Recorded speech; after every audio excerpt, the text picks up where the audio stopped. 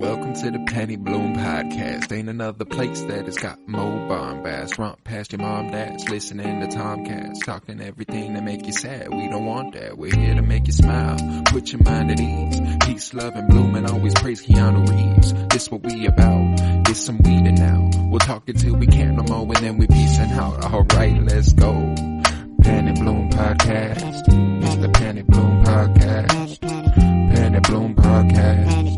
It's the Penny Bloom Podcast. Penny Bloom Podcast. Penny Bloom Podcast. Hello, everybody, and welcome in to the Penny Bloom Podcast. Today, we continue the Greta Ger-week, our second film of 3, and discussing Greta Gerwig. Today is Little Women, released Christmas 2019, adapted for the screen by Greta Gerwig from the novel by Louisa May Alcott, and directed by Greta Gerwig. I am Colton Robertson, and I am joined by Joseph George. What's up, homie? Oh, what up, what up? Always a pleasure to be here. Oh, and it is always a pleasure to have you, and I must say, I am fucking flabbergasted at how much I loved this movie, man. Yeah, this was I went in with low expectations. As did I. But I came out. I mean, I'm already. This is my favorite Greta Gerwig movie so far. Yeah, same. And I can say that with confidence. And I don't know. I think this is so. I read Little Women years ago. It was in high school, nearing 10 years ago that I read Little Women. I've been rereading it in anticipation of the podcast, and I reached about halfway through the book before we got ahead of ourselves a little bit. Like we reached this point a lot quicker than I thought we would. So I'm only about halfway through the reread, and what astonished me is this movie starts before I realized it was going to bounce back and forth, like right where I'm at in the book. Really? Yeah, like I was like, oh shit! So I'm just getting the back half of the fucking book in this movie, and they not just that. They bounced back several times, and it was not at all how the book is formatted. Oh, interesting. I was going to ask the book that. I wonder if it did jump back and forth. The book is beginning to end. Like there's no time jumps here, which is what makes this one of the most astounding adapted screenplays I've ever seen in my life. Like. Wow. Yeah. I would have thought for sure this is just how the book was. No. That, like, it was part of it. But no, it's a brilliant fucking decision by Greta Gerwig to have done this, because it made the movie much more lively than the book was, for my money. You know, I think the book is unquestionably good and unquestionably a classic. But it's 750 pages. Written by someone in the 1860s. That's some time. Yeah, it's a long fucking book, and some of the stuff is just a bit more fun to see than it is to read, and I enjoy reading. Yeah, we're visual creatures, you know. We every human is, and I even still think that some people that are like, man, this book is just so much better than the movie, and it's like, maybe you're right. And you're probably right. You could get more over the longer span of a time, but a movie is 2 hours or shorter or around there. And that's as far as like a slice of life sort of thing. You're not getting much better than Little Women, the book. You know what I'm saying? Like, ooh, that's an interesting lens to look at it It's through. Like, just. It is just the way these people lived, especially since it was written in 1866 or whatever the fuck, or that's when it was released. So like, or 1868. Like, so it is straight up like, Joe is absolutely a self-insert Louisa May Alcott. You know what I'm saying? Like, that is just who she was. Or at least that's, sorry, my connection's going haywire. That's it's just it's a self-insert for her there. And I absolutely adore viewing it through that lens, sort of like, and by the end of this movie, you know, they're pretty much, it's almost fourth wall breaky, almost meta, but it's just a storytelling. Yeah. This is how they're telling the story. It was really cool. I don't know, this, like, compared to Lady Bird. Like, Lady Bird, brought back a bunch of high school memories and stuff like that. This isn't bringing back any memories of like I guess some childhood memories sometimes for like Christmas morning and stuff like that. Yeah. But like mainly it got me to think of like, man, this is how people used to live. Like, right. Like, and like them saying that they were like poor and like, or they didn't have as much money as the other people, but their house was still like very nice compared to like the one family that was actually really struggling and like sleeping on the same bed and everything like that. Like life was just so different back then. And I mean, I think and I can't believe I missed it, but Lady Bird had a Kansas City Film Critics Circle Award, and I missed it. It was Best Supporting Actress for Laurie Metcalf. And then this one as well has a Kansas City Film Critics Circle Award, and it is Best Adapted Screenplay.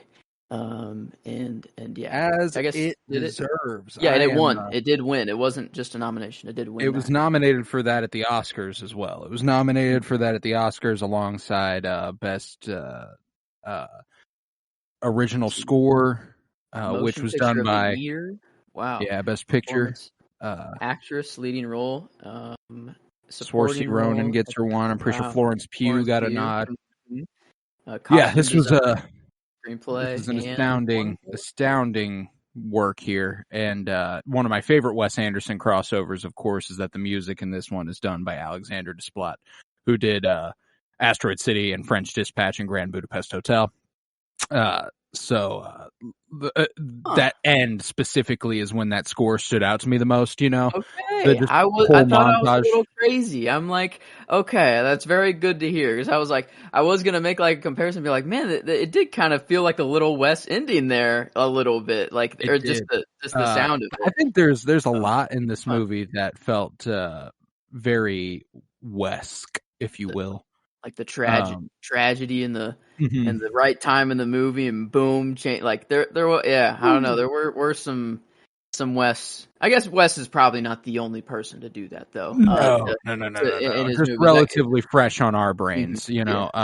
There's something astounding about the way this movie played out for me because, you know, I was sleeping on it big time. This was a first viewing for me. It just, I've read the book. It didn't seem like it would be that exciting of a movie for me.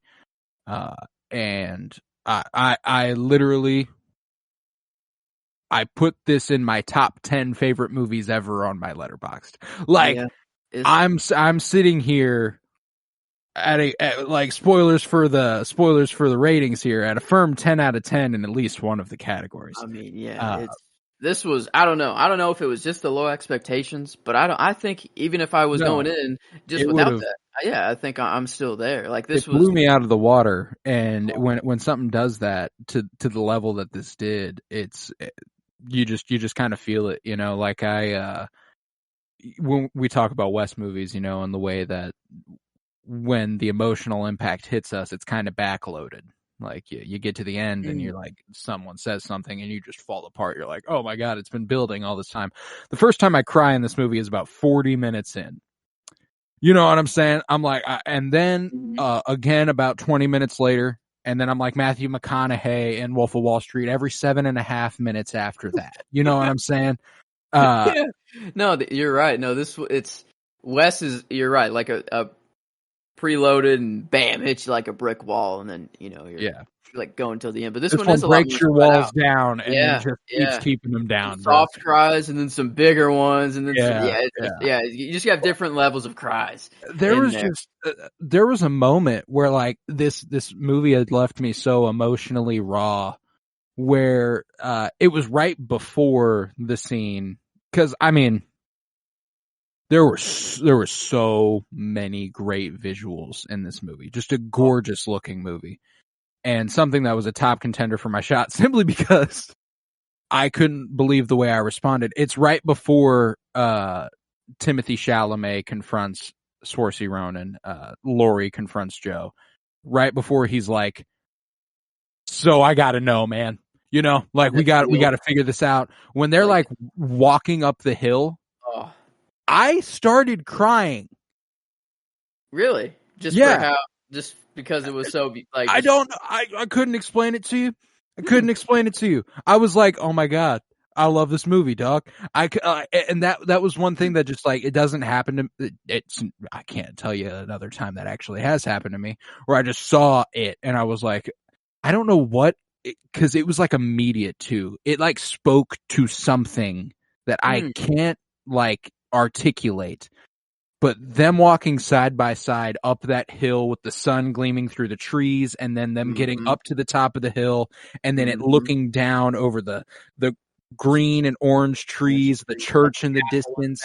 Yeah, and then that big ass tree that was on the right, like the one that was a little closer, just that big ass one. Like, dude, I don't know what it was, but like I was already like tearing. I didn't like cry, but I was tearing up at that moment. And then they just walloped me with one of my favorite scenes in the fucking movie with it.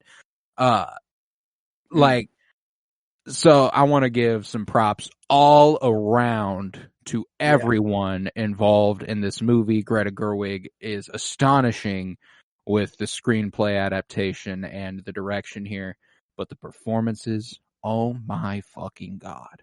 I mean, stacked. I mean, I couldn't believe how many people were just kept showing up. Like, I didn't really look into the cast of this, and I'm like, oh yeah, there's Meryl Streep. Oh, that's pretty cool. You know, as there's Aunt. Laura Dern.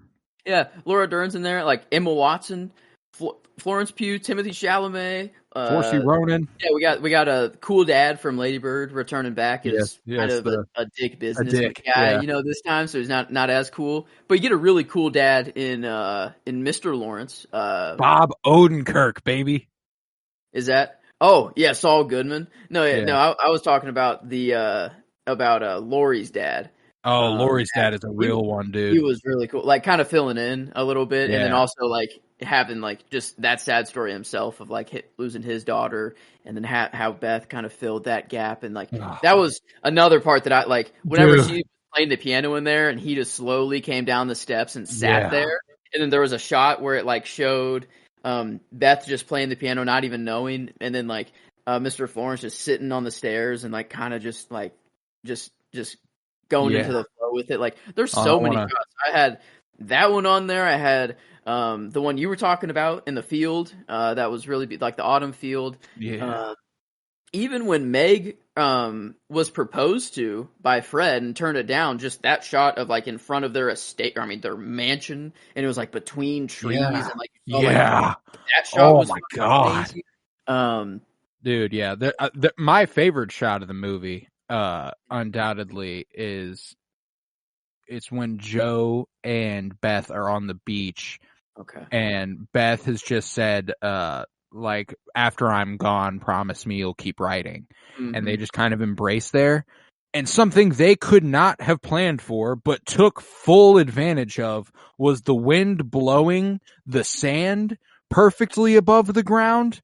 And like, that was beautiful. That was my other one. Oh my God. That was my other one in there. It's crazy how many shots there were in this, like, to choose from. And I was just like, because usually I have that moment and I'm like, oh, that's for sure the shot. And it usually only happens like once or twice in a movie, but this one was like, it was hard, man. Picking favorites was incredibly difficult, just because I loved so much of it. But that was another one that like the scene was already priming me. And then I saw that shot of them embracing, and the horizon was towards the bottom of the screen, and the sand was wafting right above it, and I was like, the lines there too, like it's like a tide. It's coming in or it's gonna go, and you just can't stop it. And then Joe's like, I'll stop it. She's like, I will. Like you have like, I don't know, just like the back and forth they have there. Like it was that scene was almost my scene if it wouldn't have been.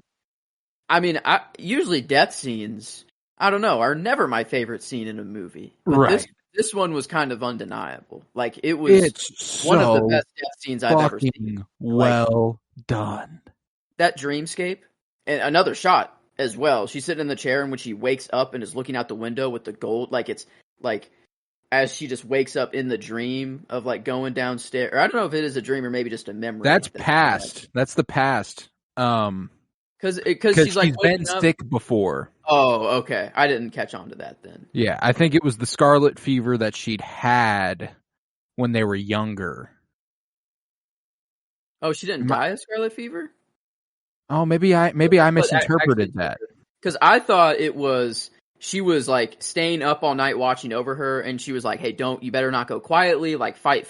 And then she's like sitting there watching her. And I thought it was kind of like she was dreaming a little bit as she came downstairs and she was like, saw her healthy, and she was like, oh my God, thank God, like it's all okay. Like you're not sick anymore. Like, right. What she was wanting. I guess, I don't know. It could be in the past. I don't know. Maybe I didn't pick up on that. No, that's interesting. I hadn't, see, that's one of the things that I love, the formatting of the time jumps in this movie. It is hard when you keep the same actresses who either look very young or not very young. Yeah, it is in those roles. Sort of confusing sometimes, that's for sure. But like, whether it's a dreamscape or a real memory, either way, it was excruciatingly effective. No matter what, I actually kind of thought, I'm like, wait, okay, this is real. I'm like, in my head, I'm like, no, this is what's happening. Like, this is real. She's better. She's gonna be okay. And then just that cut back to like her actually waking up there, the bed being empty, and I'm just like, no, don't do this to me. I'm like, no, I was already crying before you got to this dream or past memory, and then I'm like, oh, okay, nice, a happy time. Now I can calm down, relax, and then whoop, bam, nope, we're getting right back into it. And I was just, no, it was handled. Yeah, the mirroring shots of her, like the close up on her eyes where it's like golden glow, warm colors. She wakes up, she's better, and then you cut to her in the blue light, and she, oh God, that fucked me up, man. And it was as soon as they cut back to her eyes, and it was blue, and I was like, nope, that's it, that's all, folks. It wasn't looking good for Beth, and I was really holding on. I'm like, no, okay, they're gonna find some way to make it out. Now, another thought I was kind of having during this movie is like, man, I really would like to live during this time, but then a scene like that reminds me of why I maybe wouldn't want to live through that time. Just because, just you can catch something really small, and that's gonna be it. Back then, that's just like, I don't know, medicine is not where it is today. But the things I like about that time period is just how fancy everybody looked all the time. Even if you didn't really have a lot of money, like people still looked really fancy and dressed up all the time. And I just like that. I don't know. I just like whenever people dress up and look nice. But because like Timothée Chalamet, man, was this dude's wardrobe just popping off? Like, I mean, everyone's wardrobe. Yeah, the costume department was on. Oh man, they won an Oscar for it. Yeah, that makes sense. I noticed it the most with Laurie's character. Just, I don't know, he always was showing up in something new, and he could pull off those outfits really well. I don't know, he was just was doing it really well for me. But then I don't know, even all the dresses that all the girls were wearing, like, I mean, everything was. I loved Joe's wardrobe at a couple points. There was a point where she had like this red cape tied around her and this hat, and I was like, I want to wear that, bro. Like, that shit's flames. Yeah. I did look it up because I was so curious whether that was a dreamscape sequence or not. She had multiple bouts with scarlet fever, the first one having left her weekend and her heart weak. So I think there is a point in the movie when Marmee says something about how the sickness has returned, and that's So because you're right, it was one of those scenes that doesn't look like anything else in the movie. So I was like, oh, maybe it was a dream sequence, but maybe it is just the sheer juxtaposition of it that made me think it was a dream, because it was that very warm, glowy light, like a very happy memory. I guess that's what she was remembering. So I'm like, maybe kind of she is. Maybe just there's multiple things going on. It's a fond memory that she's hoping she can wake up to once more, but you only get one miracle, Man, yeah, that's like in her like that. I think that's my line was them on the beach. Not after her saying like, when I'm gone, she was saying like, write something for me. You're a writer, even before anyone knew or paid you. I'm very sick, and you must do what I say, or do what Marmee taught us to do. Do it for someone else, is what she said. And then eventually, that is what gets her to write again. Like her after she's burning all of her stuff, and like she's like, no, I'm done. It didn't save her. I'm done with writing. Like, I'm through. But then that last, the last thing that she hasn't burned yet, and it was for Beth, and then how she sets it up there, and that's like her main source of inspiration throughout like writing her whole novel. And I was just like, oh my god, like how like that, like the writing of this one, like I still can't believe that the time jump wasn't actually in the book, because like no, that's something I gotta just like I tip my cap to Greta Gerwig on that. That is fucking outstanding. It's an outstanding choice, and the reason I thought it worked so well was for Beth's death scene. You know, like the whole bouncing back and forth and then getting to that. It felt like it was so interesting to still have like 40 minutes left in the movie. I was like, yeah, that feels like it should be where it stops, bro. Mm-hmm. And I'm glad it kept going, but like it felt like we'd come to the fucking like it was the climax. Yeah. It was coming close to the end of the movie. It just felt so massive, and it was so well done. Was good, and then the back and forth of like you hear. I'm getting getting the names down a little bit, but Amy. And talking with Lawrence and how she's like, no, I'm always second to Joe. I'm always second. Mm-hmm. I'm not going to be with you just because you can't be with her. And we haven't seen like why they can't be together right now. Like we're kind of led to believe like, oh yeah, they're gonna get, like they seem that they're gonna get together, but then there's something, I don't know, in between it. But then later on, you see that conversation in the field, like after the fact, that we see Amy and you know, Laurie's little conversation there. And I don't know, I think it's there's always constant callbacks to something. Like the story just keeps going and is like keeps like making these little stories connect to like the bigger story. And the bigger story is just her writing this novel over her life. Like, and that's just what she's writing. And I think that's so cool. Like another kind of Wes, I guess I don't know what to call it, but like having like a medium that the story is being told through, right. And how I mean, it's not as clear, I'd say. Like it's just kind of at the very beginning and at the very end, like they come back. Well, I guess she's not writing the novel at the very beginning. That's just like a short story or something, right? At the I'm assuming that it might be, you know, her novel gets burnt up by Amy at some point throughout the movie, so maybe it was this. Okay. But I like to think that it probably wasn't that yet, simply because I think it takes everything that's happened for her to be able to write the story at all. And it's a great fucking story, man. You know, I love, you know, we were talking about how we thought they would work out, Joe and Laurie. The OG Sebastian and Mia, if I might, from La La Land. Yeah, a little bit of that vibe, you know, the right person, wrong time sort of shit. That they ultimately end up with other people, but there will always be that sort of love, you know. Whenever they're like hyping her up to go chase after Friedrich, that was almost my line. Almost. It was so close, but I couldn't find it anywhere. I wanted to get the exact verbiage and everything, because I couldn't remember it exactly, but him being like, me preparing a carriage for Joe March to chase a man. Never thought I'd see the day. I like it. Yeah, he's like, but I like it. Yeah. I fucking love Timothée Chalamet, this dude. This is interesting to think about, is like, she didn't want to end the book that way. At least it seemed. It seemed that she would just let him go and that she wouldn't marry anyone. But then, like, she's told, like, no, end it a different way. You know, like, you have to end it this way or else it won't sell.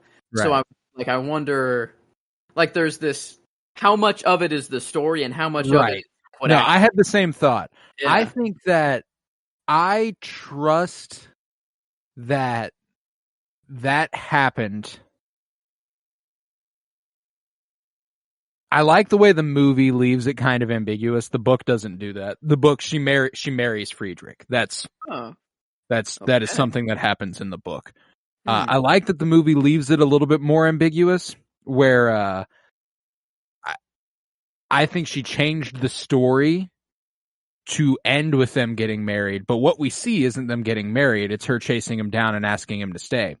So like, you know, he's going off to be a professor. She's opening a school. Like there's a lot more, there are opportunities for him here, you know, beyond just love. And I think that's something that like they might I think they're almost certainly together. I have no doubts about that. But yeah, I mean, at the end there when it was showing the whole school and going through everybody, and then it showed him, and I'm like, you're right. It is a little ambiguous. It could have just be he took up a professor job and is teaching at at her school, but I don't know. I don't know if I'd rather them be married or not. Because it seems she has a lot. She has the exact critique for that choice. She says it. She's like, she's been saying the whole book that she doesn't want to get married. I'd rather paddle my own canoe or whatever that one was to right before Meg's getting married. She's like, let's just leave. Don't actually do this. No, let's or not Meg. It was it Meg? Meg, no.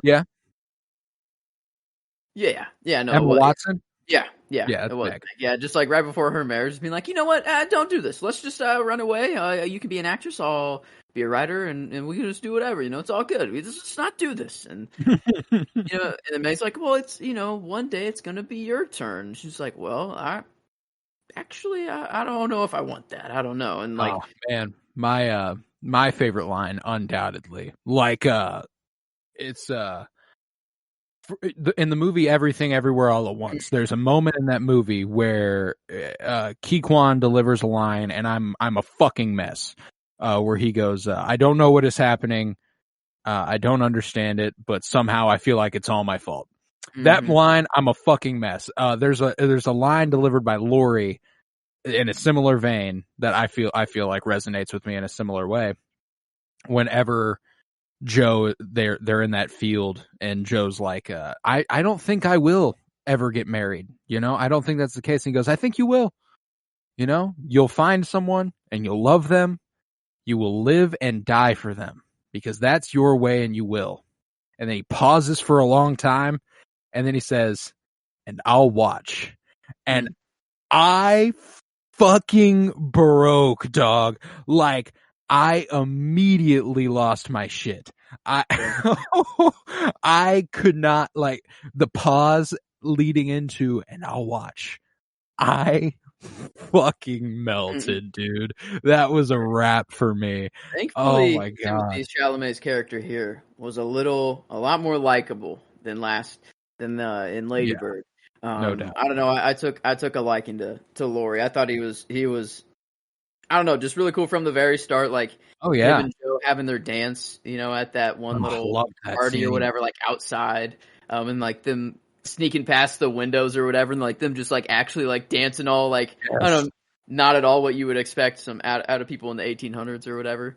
But whenever she goes, oh, that's capital. Yeah, capital. Sorry, that's their slang. I shouldn't say shit like that. Right. Oh wow, sorry. I kind of went unhinged there for a second. Sorry.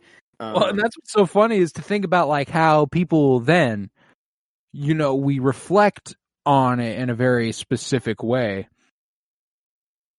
but at their core, they couldn't have been that much different than us. No, not at all. It's the same story being told over and over, but just different tendencies and different ways of speaking that people have. We're the same. All these people are the same. You give them the internet and you give them everything, they eventually become the same as us. I don't know. I don't think it's the time period really. I'm about to start saying, much. Oh, that's capital. I'm going to tell you that right now. That's hard. What she would. That's hard. That'd be the equivalent. That's hard. Yeah. That shit is fucking dope. That's kind of how I took it. Oh, that's capital. I kind of like that.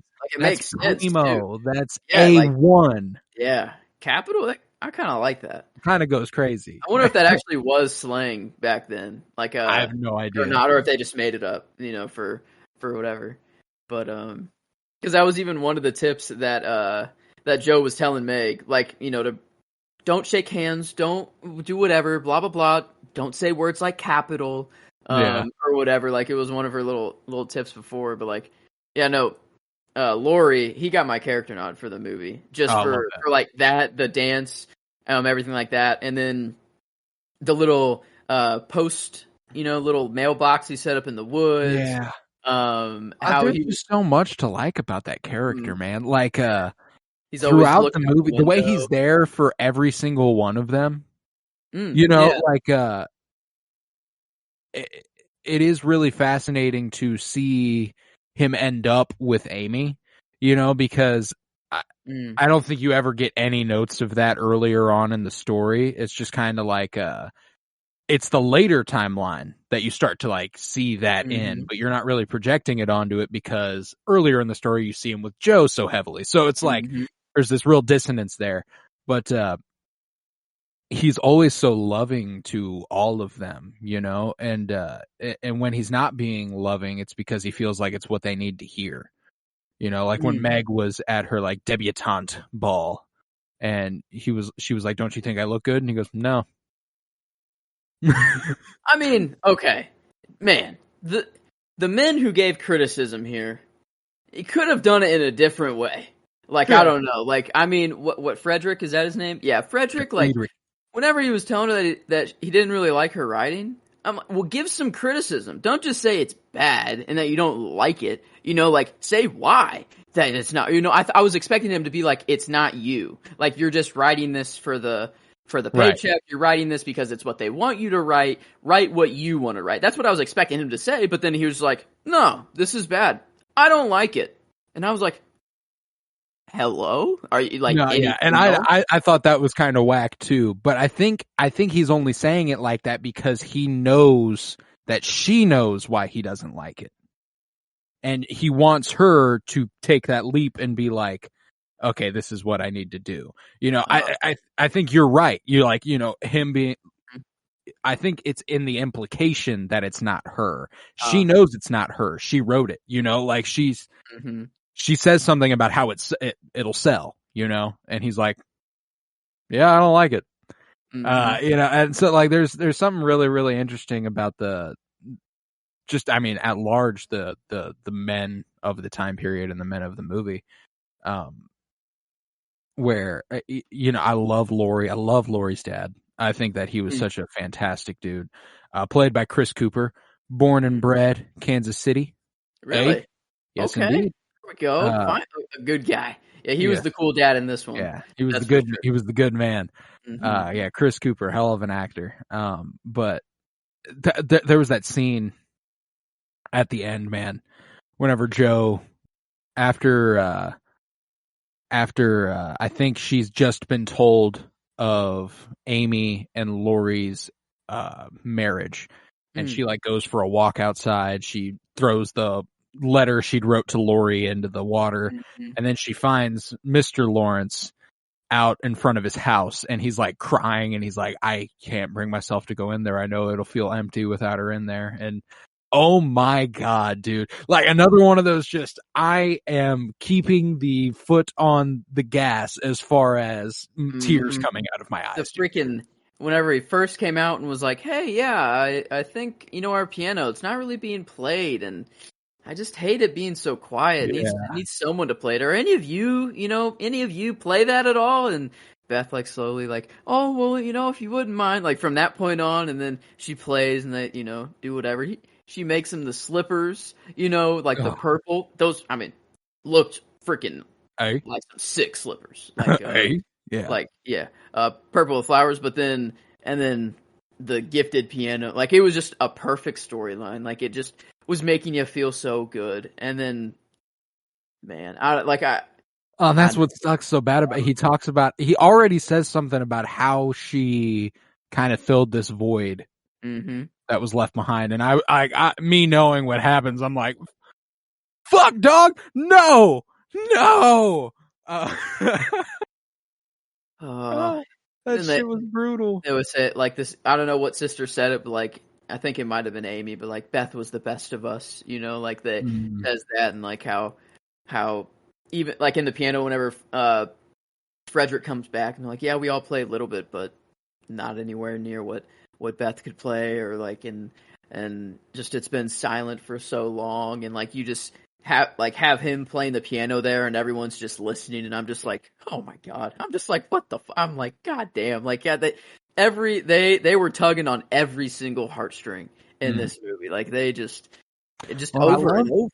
I love the like differences between the sisters, man. Like throughout the movie, kind of seeing them become who they are in the younger timeline. Whenever, Emma Watson's character is really prip and preem, and she's gonna be the perfect daughter. She's the eldest. She has to marry rich. She has, she's got to find a good husband. And then Joe, who is one younger than her, is going, well, fuck that. I don't want that. I'm gonna just keep doing me. You know what I'm saying? I like doing me. I'm gonna keep doing me. And as a result of that, Amy sees that and is going, well, I can't be Joe, dog. I don't fuck with Joe, so I'm gonna be more like Meg. And then we got the pattern again where Beth is kind of doing what she wants, but she wants everybody together. That's kind of her primary goal, is like, I just want everyone to be happy. I want everyone to be together. Let's just be here, and then to watch them all evolve to a point where Meg ends up marrying the man she loves, not a man of station or anything. Joe ends up following her heart. She doesn't do anything she is expected of her. She does what she wants to do. Amy does the same thing. Like they all the ones that live, sadly, and end up doing what they want to do, not what they feel like they have to. And I feel like they all take inspiration from Beth in doing those things. All their decisions are kind of, they are based almost upon the death of Beth, Yeah, because I guess it is after Beth dies that Amy turns down. Like, how? Because I was trying to figure out the timeline of that, I guess. Because she's wearing, like, she's dressed in black whenever Amy's dressed in black. I don't know where she is. Maybe waiting to go. She's waiting to get home. Like so she's in Europe at that time. Okay. That's right, because Lori went with her to Europe over there. Okay, that's right. That makes more sense now, because I'm like, I was trying to figure out and that's the thing, is that it's more in a metaphorical sense that they take after Beth in that way. It's not necessarily a direct result of her death that leads them to make their choices. It's kind of an inspiration, and that like they're all also always vying to come back together. Sorry if I'm breaking up here. I got the shitty connection's been on one today, but they're all always trying to come back together, and I think that's kind of the influence that she had more than anything. There's just her turning down what's his fuck. Fred? Was it Fred? Fred? I think it was Fred. Yeah, I'm pretty sure it was just Fred. Yeah, but when she turns him down, it's so she can be with Lori. It's so she can be with Lori, who is going to take her back home. Meg marries the tutor who lived with the Lawrences. It's going to take her back home, and Joe inherits Auntie March's house, which is right down the road. So they're all going to be right here. And that's kind of something that I think more than anything, they all just found their way back to each other, which is what Beth always wanted them to do. Yeah, I didn't think about it like that until now, but I know they definitely all stayed pretty close to home. Another just similar story of someone going off to New York and finding a light. Like, it's really interesting how I don't know if maybe Greta Gerwig just saw this story and was like, ooh, yeah, I like that, and I can relate. Let me adapt this screenplay. I wonder. I just don't know Greta's life story at all. That. But going off of Lady Bird in this movie, I could see some similarities in the story there, and I just don't know how Joe and Lady Bird share a lot of characteristics. They're very, very similar people, and both are. What's that? Headcanon. Lady Bird is she goes to New York and somehow time travels back to the after she's in college, she becomes a writer. And that's what she's doing.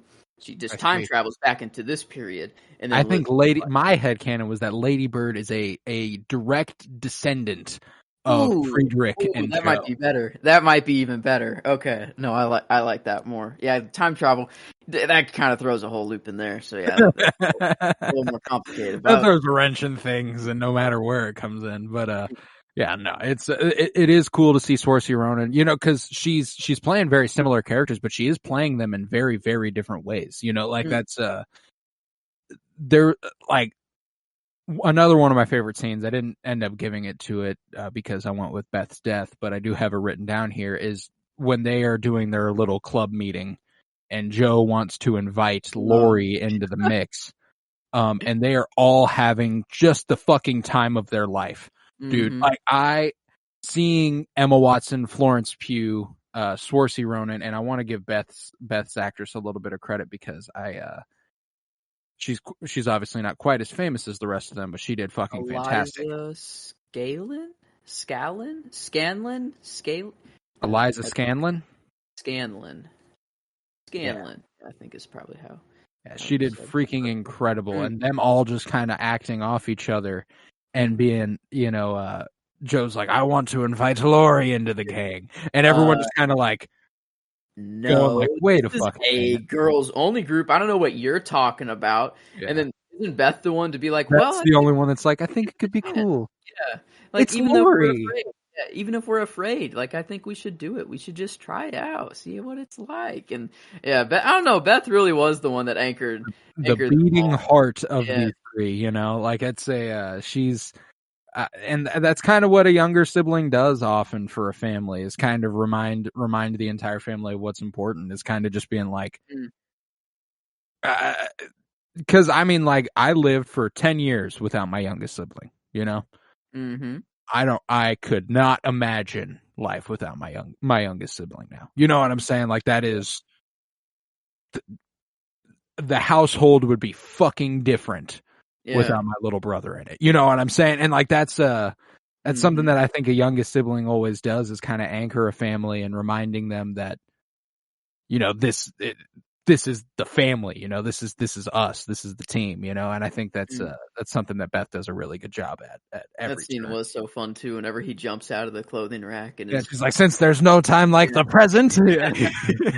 He puts on his little theatrical show and is like, now I'll take my seat and thank you, ladies, or whatever. Like that's the thing, is that he's so down, like he's as playful as them. He wants to be their friend, and like the fact that both him and his dad are so immediately taken with the girls, like whenever they come over, when Amy's hand has been hit by the teacher, and he takes her in, and they're taking care of him, and they're like, yeah, take any book you want, take this, take that, you can play the piano, you can do whatever you want, like kind of, it was just so freaking cute, man. And Florence Pugh, I think that's who I'm gonna give my performance to. She's astonishing in this movie. I thought that I'm left in a place where this is my favorite Timothée Chalamet role. I'm fairly certain this is my favorite Florence Pugh role. And I'm damn close with Saoirse Ronan. She's just had a lot more characters that I really, really enjoy, so it's kind of hard to say. But as far as Florence Pugh and Timothée Chalamet are concerned, I have pretty much no doubt that as Amy and Laurie, that this is top tier of their career for me so far. That one scene when she was in like her studio, I don't know what it was, but it was just where she had all of her paintings and stuff, and she was talking about how like marriage is like a financial, like it's an economical men, not really. Yeah, for you it might not be, but for me it sure as hell is. So maybe think about that, for a second. And I don't know, like definitely for the time. I mean, that's yeah. I mean, they're spitting right there. Oh yeah, you betcha. Yeah, but I coming off Lady Bird, when I saw Timothée Chalamet, I was like, all right, this dude seems cool, but I'm not gonna like him yet because I don't know. Maybe it's a common thing in Greta Gerwig's movies that he just kind of turns out to be the dick at the movie. I don't know. So I'm gonna hold off my reservations and I'll see. Because at first I'm like, okay, he's gonna try just to get with every sister and he's just gonna, whatever. I don't know. I was just thinking all these bad things, and then as the movie goes on, I'm like, all right, no, this dude just has to be cool. Like I'm like, no, he's like he's pretty cool right now, and he was just like there for all of them. Like it did feel like he did just have like kind of like a sibling love for all of them a little bit. And I mean, yeah, that scene in the field though, like when he like your line. Like, man, yeah, that's when he was performing, dude. Yeah, like, oh my god. I was man, I might that switch whole it. scene. I might switch my character and performance. Like, I don't know. I think I really do like Timothy as the character, that like Laurie as the character here. I think like just his role in the movie was really fun. But I really liked. I always get her first. I always pronounce her first name wrong in my head, and I'm afraid to say it. Swartzy.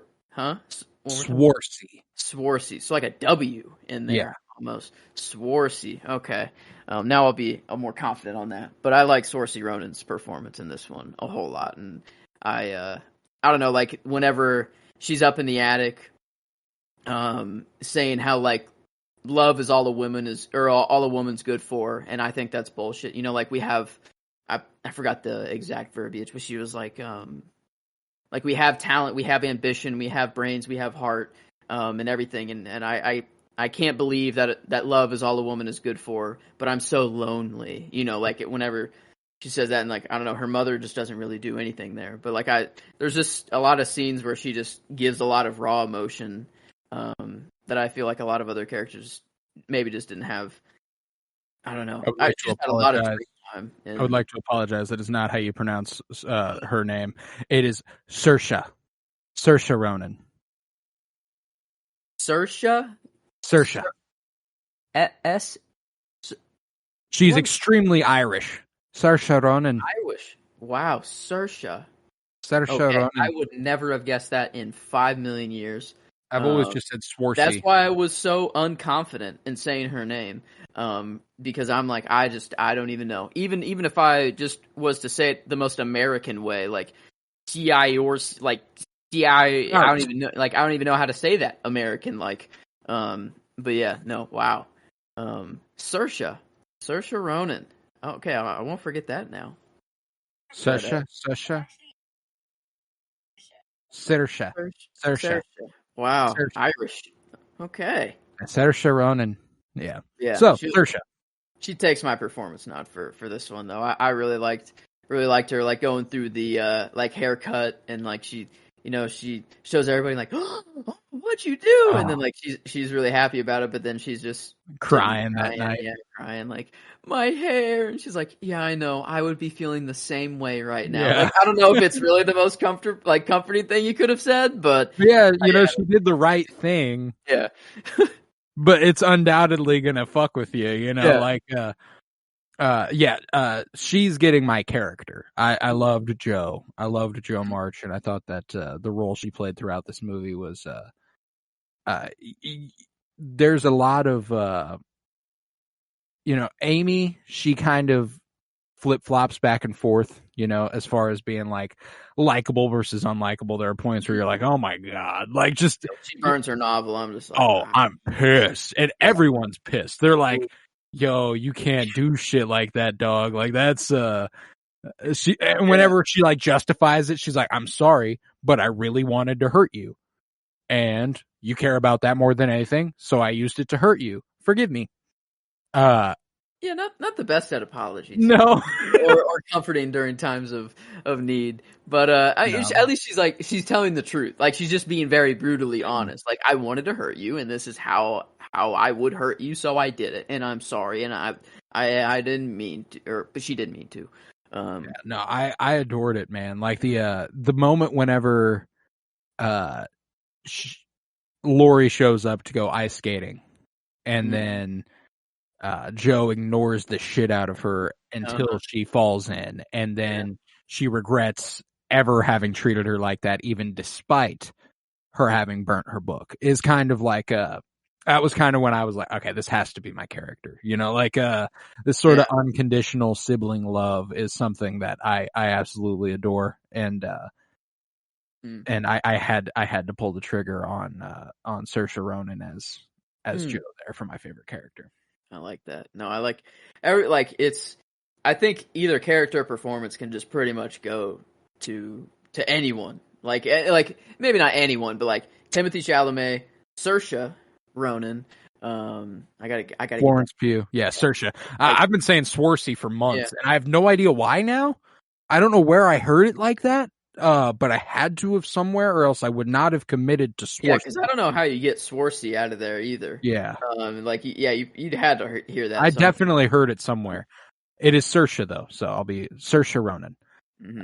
But yeah, those three were absolutely killer. But even like the supporting roles, like the super small, like Meryl Streep. Like I know it's not like a likable character at all, but like I loved her perform. Yeah, like she was playing the hell out of that kind of annoying, or like not annoying aunt, but like just the very traditional lady ways. Yeah.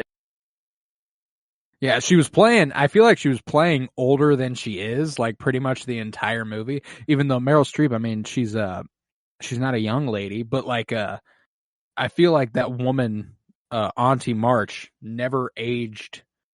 Like I think she starts the movie like in the young timeline is like 90 and dies at 97 or something. You know what I'm saying? Like I feel like that's kind of the age range we're rocking with for Auntie March's character. I don't know that for sure, but that's kind of the vibes I'm getting. It didn't really look not like a lot of aging at all there. Like I didn't really. Well, it is only 7 years, and when you get to that age, it's like you don't really age that much anyway. Yeah, you're in your final form. Yeah, you've reached you've reached the end.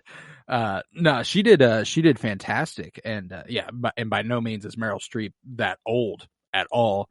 But she plays that incredibly well, you know, and Laura Dern, I love Laura Dern with all my heart. So like, and when you have a movie with Meryl Streep and Laura Dern, I'ma eat that shit up.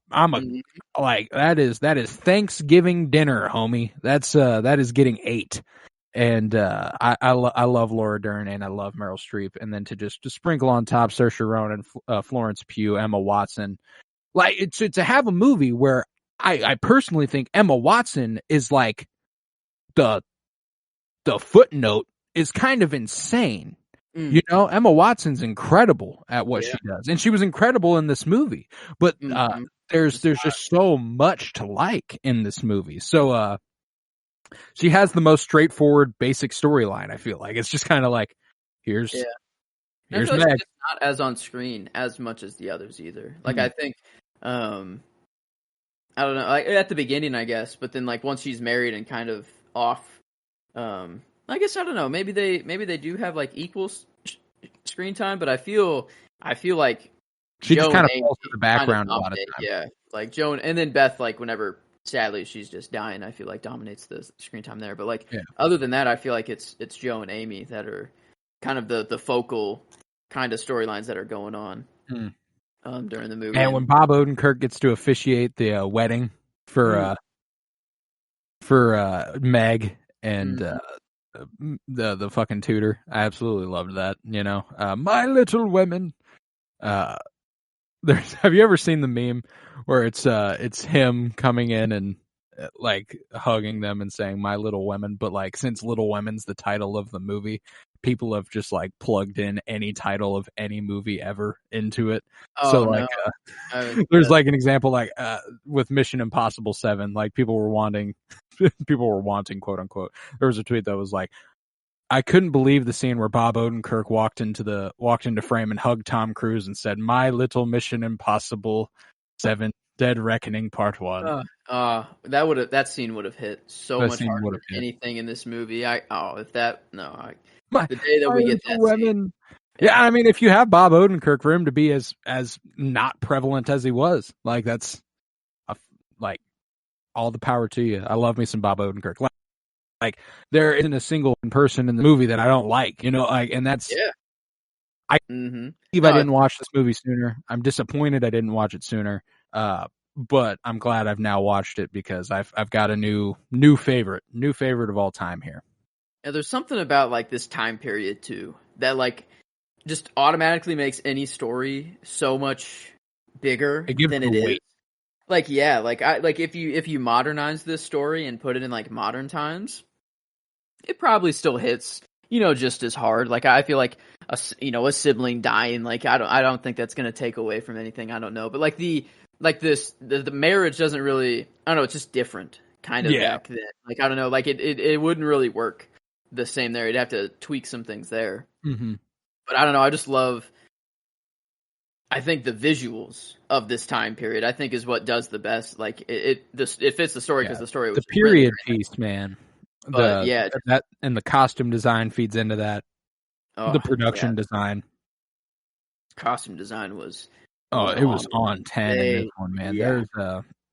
There's not a thing about this movie that I can point to and go, you know what? I'm not sure how I feel about that. You know, I thought they did an all in all fantastic job on this one. And Greta Gerwig, man, like if she keeps elevating the way I feel she did from Lady Bird to Little Women, she can do that with Barbie, dog. I'm gonna lose my shit. I'm not gonna expect it, because I will tell you right now.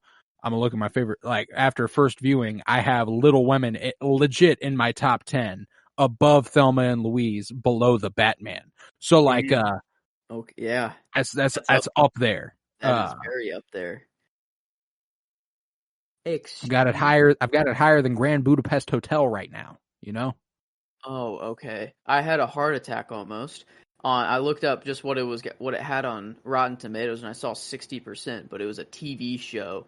Season 1 of Little Women that came out in 2022, but the actual ratings are far higher. 92 audience and 95 critical, and I'm like, okay, I'm like, good. That's more universally beloved than Lady Bird was. Lady Bird had a 99 critic score, but it had a 79 audience. So like it didn't do quite as well as Little Women did here, and I've mentioned numerous times how on Letterboxd, if a movie has a 4 or above overall, it's pretty universally beloved. This has a 4.1. Okay. With most of its ratings being 5 stars, 300,000 5-star ratings there. It'll be getting a 5 from me whenever I put it in there. Yep, you got a 5 from me. I can assure you that. I was, I'm blown away by how much I liked this movie, man. I thought it was just a little heart, the like. Next to the rating, you know, you have the rating out of 5 stars, but then you have that option of liking the movie, putting a heart. What does that do, or is that just added? It's just for. I think that's just for you. You kind of have like I'm hard pressed to not hit the like button, even if I give a movie a 2.5 out of 5 star rating. I gotta really not like a movie to not hit the like button. You know what I'm saying? I gotta be like, interesting, because I was treating it as like I use it as like another metric, like a 5-star and a like. That's like different than just like a 5-star. You know, I can give a movie a 5-star, but not hit the like button. Recognize. No, and that's the thing is that everyone treats it a little differently. People like I've seen people go like, how could you possibly give a movie 2 stars and a heart? And I understand that logic completely, but I think I can both think a movie's bad and really like it. So that's it's like, let's see, is there a movie in recent memory that I didn't like on Letterboxd? Let's see. I'll go to my diary real quick because it shows that. Yeah, I don't know. I don't really have like any rhyme or reason to hit it or not. Like it's just kind of like if the movie really resonates, I guess is whenever I do it. I guess I don't know. I don't really have a rhyme or reason, I guess. Yeah, but, I just kind of hit it, you know, which is kind of funny. I'm scrolling. These all have hearts next to them. So like, that's just kind of how I treat it. I gave like a 2.5 star to some movie. It had a heart next to it. 2.5 star next to Elektra has a heart next to it. Okay. Yeah. I think sometimes I just forget to hit it too. The last movie I didn't give a heart was Catwoman. Okay. I could see why that's maybe not deserving of a like. But yeah, I don't know. I just didn't understand really why it was there next to the rate. Like I didn't know if it like boosts the rating. There's a lot of people who treat it as an either or system too. Like you either rate it or you like it or don't like it. Okay. I see. Yeah. But yeah, it's I like that app a lot, so I use it quite a bit. I need to log my movies. I need to get back on that. Yeah, again. I need to get back into it. But nah, man, this was an astoundingly good movie, and I'm left in a place that's just overjoyed having watched it. I got to the scene you were telling me about via text where you're like, it's just kind of fitting with the writing strike going on. It's at the end there whenever she's talking about owning her work, and he's offering 5% royalties on top of every profit, and that's all. And he's explaining like, so if it goes down, my company won't fail, or whatever. And she's like, oh, but if it fails, then I won't have anything, like just how she was just so like honest and right that like just very clear, but that's just how the businessman thinks. He's like, yeah, I'll give you 5%, whatever, not any He's higher. Like, I'm the one taking the risk publishing it, and she's like, I fucking wrote it, dog. Like, that's my book that you wouldn't be publishing at all if I didn't write it for you. Keep the copyright. Give me 6.6% of the royalties, and I'm there. 5, no. 10, no. 5.5, no. 9. And then like it just keeps going like back and forth and like, all right, 6.6 deal. Like I don't know. I'll take that. I'll take that. Oh no, I want to. I'd say it went on to be a pretty popular book. I mean, it got some gold leaf freaking like I don't know. The making of the book too was really satisfying. Very satisfying montage there. Like just recently, a couple months ago, like I watched a whole documentary on just like the evolution of bookmaking and how like because I had no idea like I guess I've never really thought about it before I saw how a book was made, but I always thought it was just one page after the other and they somehow put them together. I didn't know how, but they're like printed, like you print like 4 or sometimes even more pages per sheet and then they fold them up in a way, but they're completely out of order. Like you have to think about how they all fold together and everything. And it's nuts. Like how to actually print a book and make a book. But I don't know. I love that little montage of her watching the first one get made and then her just like hugging it like after it's finished. And like that feeling would be kind of nuts to like write a novel and then have the first one hot off the press, like right there. Yeah. The way she like hugs it, man, that was so cool. According to this, trying to verify it. Is that the actual deal that was struck? No, I can't really find it. I looked up how much money did Little Women make, and it obviously took me to the movie. On a $40 million budget, it made $210 million worldwide. Okay, so it did quite well. Good. Very, very good. But nothing on the book. Yeah, $2 million a year, the equivalent of it. Louisa May Alcott made. Okay, so equivalent to today, not 1800 $2 million a year, but today $2 million a year. Yes. I mean, hey, 6.6%. She was $2 doing million a year? rather good for herself. I would I'd take that. I would definitely take that. I wonder how much that. That's just a little bit of quick math to see how much the company was raking in a year. 0 was an immediate hit. 30.3 million that the studio's pulling in from that equivalent every year. That the publishing company made. But man, if that deal is the actual one that they struck, I don't know, with 6.6%, who knows if that's actually what they ended up. Yeah, he offered her $500 up front for the copyright, and in 1871 from one publisher, she made $7,600. Yeah. So she was definitely the right decision there.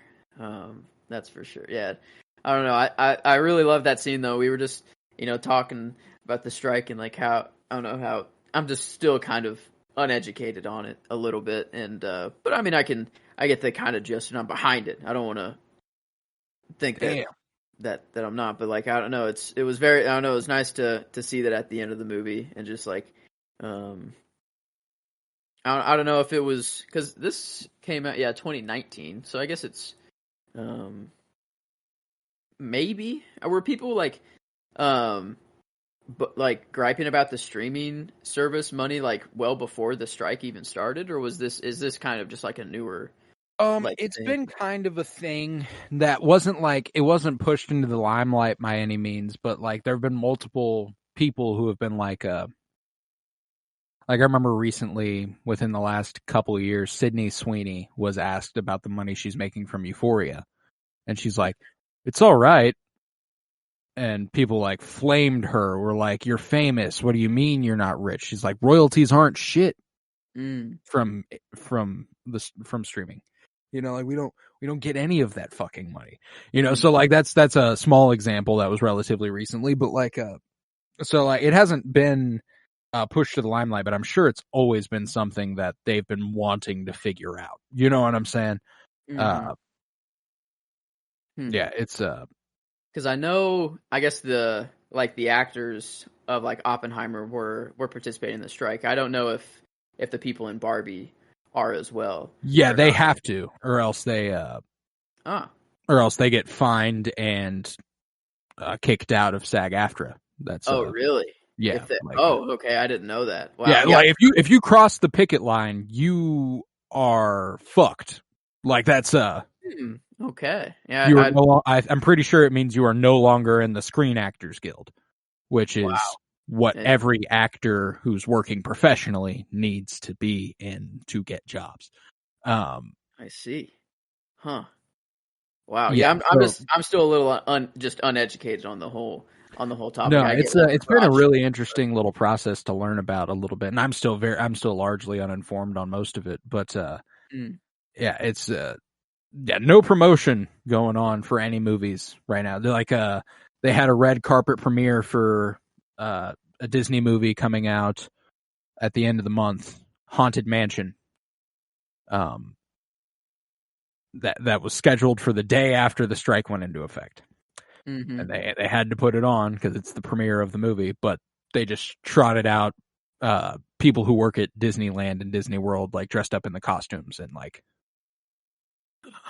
wow. It was like Cruella DeVille and characters from Disney movies, you know. Wow. So like it's yeah, it's an interesting time, that's for sure. Because no doubt. The last time this happened, didn't the president of SAG become the president of the United States? Like, yeah, Ronald Reagan was the president of SAG at the time. Which is kind of nuts that we're like going into an election year as well. Like I don't know who the current president of SAG is right now.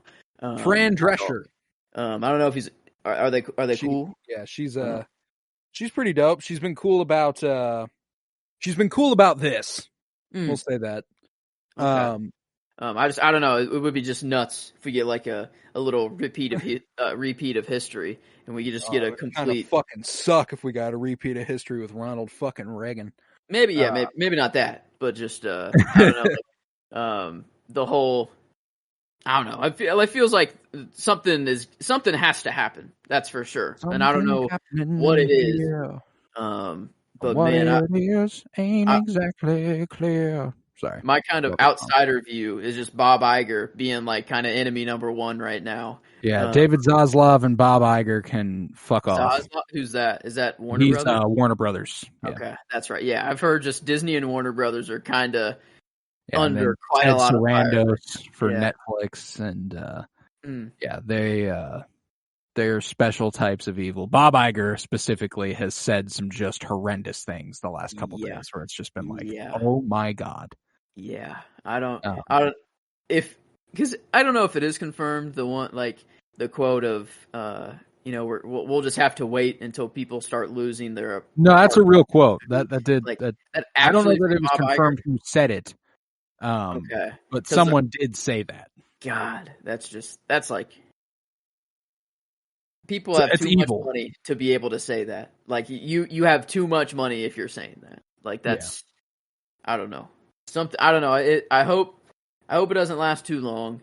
But I hope it takes as long as it needs to. That's what I'm saying. I'm not in any need for movies to be made or written. Hey, there are all sorts of old movies. I'm good. I'm not like I hate people that are like, oh, I just want this to end so we can get back to just more movies, and I don't want Marvel to hurt from this. And I'm like, really? I'm like, you're worried about Marvel? I'm right praying now? Marvel hurts from this. Like, yeah, you're worried about Marvel? Like, I don't know. But the point of it is for them to hurt from for this. it to hurt. That's why it's happening, is so that they feel the pinch to strike a deal. And I respect the shit out of every writer and actor who's willing to put their living on the line to battle these sick fucks at the top of the game. So unequivocal support from us here at the Penny Bloom Podcast for SAG-AFTRA and WGA, because that shit sucks, and I'm so glad that they're doing it. And I'm just happy to see it. But and our villain, not really villain, I wouldn't put him at Bob Iger level, but the cool dad from last movie to businessman trying to be like, yeah, you need that $500. You need I heard you need it now. Your family needed it really bad, so just go ahead and do it. It's not going to be that, but he's like, nah, we've gotten by. Like I feel like he knew the story was going to do well. He had his little daughter, like whenever his daughters came up running, being like, please tell me you have the rest of the story. Like you better have it. And he was like, oh, okay. Okay, I get it. I'm a dude. I don't understand this story. I don't know. I think, was that the point? Just like that. I think it's part of it, but like from the reasons he was giving her, the women like if you put a woman in the lead, she has to end the story by getting married or dying. There's no heroics. There's nothing epic. It's a slice of life book. And if it's going to be a slice of life book, the character at the forefront has to have some sort of culmination where she either marries or she dies. She I guess she ended up giving in and going ahead and writing that she gets married, but it is maybe what it the is. real readers of the book know. Maybe it's like maybe like the real ones know that like she. I don't know, because I'm still thinking about that ending. If it's like if she really did get married or not, or if he's just a professor there. I don't know. I'm still thinking like if it actually did happen or not. But he had a reason to stay there though and not go to California. So I'd say I don't know. I'd say they probably got married. But yeah, I don't know what I want. I don't know if I'd rather them be married or not at the end there. So I'm kind of glad it is just left ambiguous, and that it is just kind of like a Professor X like start like, but not for mutants at all. Just like a really cool school. Like I don't know, that'd be a really cool place to go. I don't know, like is that like people don't really do that anymore. I feel like just be like, I have this big mansion. I'm gonna open up a school. I just really want to teach people. It's like, can you do that? Like, is that something you can? It's something you can do. I think they're most commonly nowadays called Montessori schools. I've never heard. They're not necessarily private, but they're not the same as public schooling. There is a. I see. Huh. Yeah. Apparently, there's one very, very close in Lakewood. There's a bunch of Montessori schools. Like, interesting. They've become more popular in recent years. I remember when I was working on the high school newspaper. They were like their prevalence was growing, and like we wrote a whole story about it and like the pros and cons versus public school and private school and stuff. It was pretty cool. Yeah, Montessori schools they certainly have their merit for examples like this. Like if you design a school specifically for like, especially at this time when it was like women's schools or men's schools, and then she was like, "Fuck it, let's open a boys and girls school." Let's mix that shit. Like that's some really cool shit, man. And I was very, very happy with the ending of this movie. I thought that it was interesting. Whereas like a Wes Anderson movie typically has me sobbing for the last 10 minutes. It was basically me sobbing for everything except the last 10 minutes when everything kind of comes together. Yeah, at the end, it's like a moment of relief, and like you just get to sit there and like, oh, okay, no, everything's okay. Like it was bad, but we're fucking happy ending, man. I can't tell you how much I like a fucking happy ending, dog. Yeah, that's that makes me happy. But are we ready for a rating? Have we given out all our favorites? I think we have. I have. Let's see. I think you have as well. All right, cool. Then I think we shall give it a rating. And for enjoyment, I am at a surefire 10 out of 10. I don't think it's making the top 10 movies of all time without kind of getting a 10 out of 10. Yep, because if you will look, the only 10 out of 10s we've given previously in our director spotlight are Moonrise Kingdom and The French Dispatch, which are both in my top 10. If I'm nothing if not consistent. So they deserved that. They earned that. And I have no doubt that this is a 10 out of 10 enjoyment. And critically it'll be. I'm right there, and it's not that much further. I don't know if it is a 10 critically. That is tough to have a. It's tough to say. Tough to certifiably state. It's the highest we've ever up. Grand Budapest 975. Okay, is it? And Grand I do Budapest? think I would take it a tiny step down from there. I don't think I can quite put it there because the Craft of Grand Budapest is kind of an ungodly level. Like it's there is no 9.5 yet. Yeah, this would be the first 9.5. And 9.25s include the likes of Asteroid City, if I'm not mistaken. Dunkirk and as well. Dunkirk. Moonrise. Fantastic Mr. Fox. Yeah, I'm left in a place where I think this does slot in quite satisfyingly at the 9.5. Yeah, I like which that. Makes it one of our best movies yet, man. A 9.67, a 97, if we round that out. So let's see. Grand Budapest was a 9.75. So was Kingdom. So almost Grand Budapest. Moonrise 9.75 as well. What would be the next closest? There's 9. That doesn't make any sense. 𝗏𝗏𝗏𝗏. Why is Moonrise a 9.75, but has a 10 and a 9.25, while Little 10 and a 9.5? Oh, it's because the enjoyment is weighted twice instead of the critical there. So that would do it. Let me change that real quick. That math just doesn't work. There we go. 9.5. Probably confused.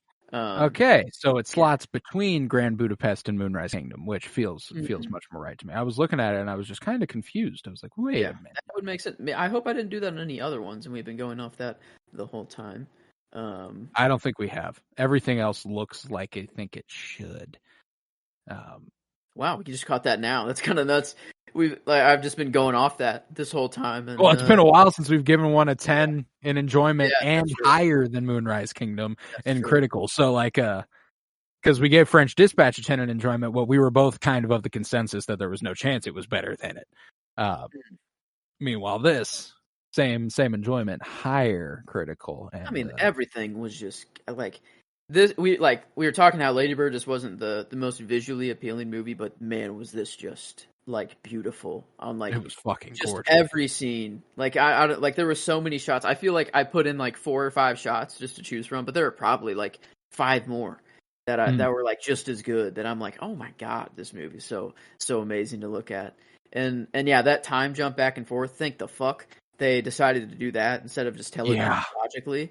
That was the story choice that I am coming away the most astonished by. Is and rewatch is only going to make that even better, because now now I know that it wasn't a dream, a dreamscape that we're going back to. That was just another time jump, which is really cool. And I don't know, I feel like I'll understand the timeline. And Jo having always been at her sister's side in those times of need, oh dude, this was Emily was at work for this, and I texted her while I was watching it, and I was like, I know you like Lady Bird, but my God, is Little Women the fucking shit? And she was like, I want to watch it. So we will probably watch it again tonight. That might be a double viewing for me today, because I'm more than willing to, especially after talking about it here. Man, yeah, I don't know, every director spotlight we do, we're always somewhat, I'm always so much more excited for the movie that's coming. Oh, dude. I was already excited to see Barbie, just because it's going to be the summer movie. I know it's going to be fun. But after seeing these two and seeing what Greta can do, I'm I'm Greta Gerwig. I'm sitting in the I've come out of the Christopher Nolan spotlight, and what I went into it with was I'm not a Christopher Nolan fan. I'd say that I'm a bigger Christopher Nolan fan than I was before, but I wouldn't say that I still wouldn't say I'm a certified I love Christopher Nolan no matter what he does. I think he has really good work. I think he does some awesome shit, but I wouldn't call myself a fan. Greta Gerwig, I'm there, dog. I am a Greta Gerwig fan. That is my shit right there. anything she puts out from here to the end of eternity, I am sat. That's a fucking promise. Yeah, and you Google her name right now, anyone on the Barbie cast, really. Yeah. I think it might just be Margot, Ryan Gosling, and Greta. They like just pink sparkles everywhere right now, which is really nice. Don't Google Cillian Murphy. Yeah, I want to keep my computer, and I want to keep my life right now, so I'd rather not blow up. Yeah, I love. I saw that. Yeah, that was pretty good. Don't Google Cillian Murphy or Christopher Nolan right now. It's just a little too much of your phone or your computer will become a nuke, spontaneously. But man, yeah, I took to Twitter immediately upon finishing this movie, and I think you liked the tweet where I immediately tweeted out like, so none of y'all were gonna tell me Little Women would be one of my favorite movies ever. Like I'm astonished by how much I loved this movie, man, and because that's that gut feeling, that sort of being like, oh yeah, this is one of my favorite. It hasn't happened since I put, I think, Dunkirk in my top 100, and it's straight up at 100. Yeah. You know what I'm saying? Like that is dead ass, and it might be at 101 now that I added Little Women. So like like that's like, and we gave that a 9.25 or whatever the fucking enjoyment. So just to give you an idea of how much I love 100 fucking movies. Of there being a range of like 10 to 9.5 out of 10. Like it's just, I love movies, man, and you're not going to catch me. Best medium there is. Dude. Like, especially when it's done this well. Like, yeah, it's like, I don't know. I don't enjoy any other medium. Like movies. Yeah, movies. I love movies. I don't know if you've seen that clip of Keanu Reeves. He's on stage and he's standing in front of a mic. He goes, movies. Gosh, I love movies. And I don't know what the context is, but I fucking love it. And the recent one with Tom Cruise where he goes, love my popcorn. Movies, popcorn. And that's all it is. Fucking love it. Yeah. Love the energy. Man, and that's, man, now all we have is Barbie, and then we're into Keanu Reeves again. We might just. I do have some stuff I want to talk to you about off mic. I was potentially if that was going to stick or not. But yeah, we'll because I'm having an internal debate, and I would like to hear your side of it. But we'll get to that more potentially with the Barbie episode or next week. But yeah, so with that, I think we'll conclude this episode of the Penny Bloom podcast. We'll be back to finish off the Greta Ger-week tomorrow with Barbie. We're finally talking it, baby. It's Barbie 2023, and I'm so excited to talk about it. We'll be joined by Claire DeJaneiro to talk about that, and we'll be joined by Claire DeJaneiro once again this Friday to discuss Batman Begins, Christopher Nolan's, kind of a little extra bit of the Nolan spotlight as well there. And I'm very excited for that. We are continuing our Game of Thrones rewatch podcast. We did season 4, episode 9 earlier this week, and we will be doing the season 4 finale next, and I cannot wait for that. Yeah, man, we got a lot of good stuff going on, and I'm excited to see what we do next. But yeah, if you would, head to patreon.com/PennyBloomPod, where you'll find over 50 hours of exclusive content, including all sorts of comic book reviews, movie reviews, and the like. I'm going to try and refrain from writing new movie reviews for money for a little bit. Primarily audio content, I think, but I'll be putting out a little bit of writing stuff every once in a while for that $1.50 tier. Just probably won't be about movies for a little bit, as long as the strike's going on. But yeah, we got a couple tiers over there. $1.50 for written content, $3 for audio content. All that money goes into helping me put on this podcast, which is wonderful because it costs me money and I don't make any off of it unless it's over there. Head to Twitter, follow at Penny Bloom Pod, follow on Instagram at Penny Bloom Podcast. You can follow us on Threads at Penny Bloom Podcast as well. Remember to subscribe on YouTube. Our episodes are posting up over there, and we've been seeing some dividends over there, which is very cool. Let's see. Yeah, I think that's about that. Leave a 5-star rate and review wherever it is that you might be listening, and go ahead and share us with a homie. We appreciate getting little shout outs. I've recently been getting a few reviews on Twitter like, hey, go check out Penny Bloom Podcast. And I fucking love when that stuff happens. I appreciate you guys so dearly. And whenever you show us love. It makes me even more passionate about what we're doing. I already love doing it, but to hear vocally that y'all enjoy it really does help. But yeah, with that, I was Colton Robertson. I was joined by Joseph George. Thank you very much, homie. Oh, thank you for having me. It's always a pleasure to be here. Oh, and it is always a pleasure to have you. Remember, peace, love, and bloom. And I care more to be loved. I want to be loved. But that is not the same as loving.